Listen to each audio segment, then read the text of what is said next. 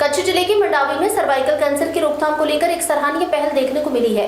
सेवा संगठन Inner Wheel club of Mandvi द्वारा विकलांग बालिकाओं को सर्वाइकल कैंसर रोधी टीके की दूसरी खुराक निःशुल्क प्रदान की गई।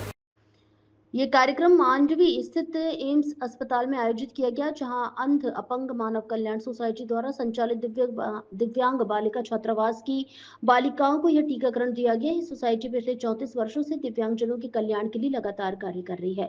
कार्यक्रम में इनरव्हील क्लब की अध्यक्षा प्रज्ञाबेन पोपट की अध्यक्षता और प्रख्यात सर्जन डॉक्टर कौशिक भाई शाह के मार्गदर्शन में टीकाकरण संपन्न हुआ। इस दौरान क्लब की मंत्री जिग्नाबेन हुडरवाला और डॉक्टर किंजलबेन शाह, अपर्णाबेन व्यास सहित कई गणमान्य लोग मौजूद रहे।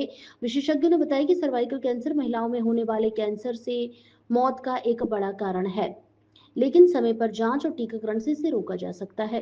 कार्यक्रम के अंत में सोसाइटी के पदाधिकारियों ने इनरव्हील क्लब का आभार व्यक्त किया। इस पहल को समाज में जागरूकता बढ़ाने की दिशा में एक महत्वपूर्ण कदम माना जा रहा है। श्रोता मित्रों, हूँ दिनेश भाई शाह, मंत्री अंध अपंग मानव कल्याण सोसायटी માંડવી સર્વાઇકલ કેન્સર અટકાવવા માટે માંડવીની સેવાકીય સંસ્થા ઇનરવ્હીલ ક્લબે ખૂબ જ પ્રેરણાદાયી કાર્ય કરેલ છે।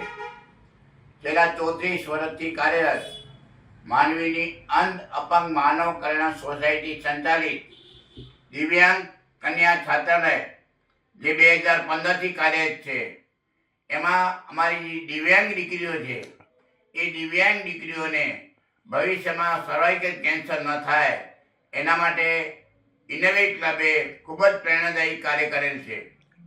આજથી 2 મહિના પહેલા ઇનરવ્હીલ ક્લબે એને સર્વાઇકલ કે વિરોધી રસી આપી હતી। 2 મહિના સંપન્ન થતા તાજેતરમાં માંડવીની એમ્સ હોસ્પિટલના સર્જન ડોક્ટર કૌશિકભાઈ શાહના માર્ગદર્શન હેઠળ રસીકરણ, જેને કહી કે સર્વાઇકલ કેન્સર વિરોધી રસી આપવામાં આવી હતી। આમ માંડવીના ઇનરવ્હીલ ક્લબે ખૂબ જ પ્રેરણાદાયી કાર્ય કરેલ છે। અમારા પૂર્વ પ્રમુખ ડોક્ટર કૌશિકભાઈ શાહ જે એમ્સ હોસ્પિટલમાં છે, એના માર્ગદર્શન હેઠળ અમારા ઇનરવ્હીલ ક્લબ ડોક્ટર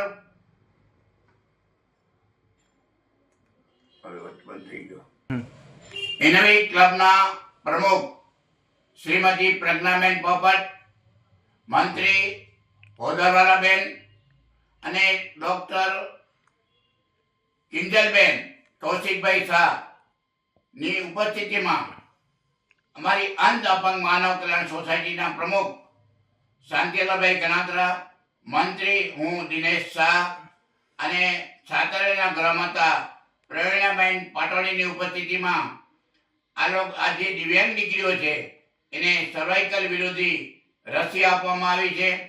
ખરેખર સર્વાઇકલ રસી વિરોધી રસી ખૂબ જ જરૂરી છે।